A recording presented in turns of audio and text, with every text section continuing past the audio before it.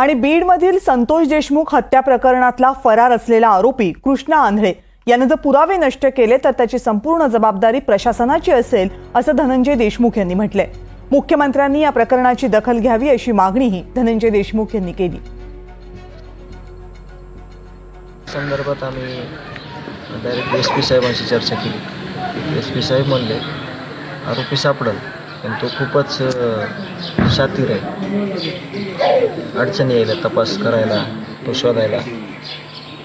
पण आम्ही त्यांच्याशी चर्चा अशी केली की जर या आरोपीकडं त्यांनी जे काही पुरावे नष्ट केलेले आहेत आणि दुसरी गोष्ट विष्णू चाटे यांचा मोबाईल पण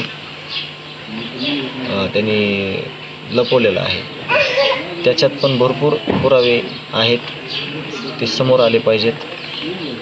त्यांच्यावर फक्त पुरावा नष्ट केलेला गुन्हा दाखल करून आमचा काही उपयोग होणार नाही, त्याच्यातले गुन्हे बाहेर आले पाहिजेत।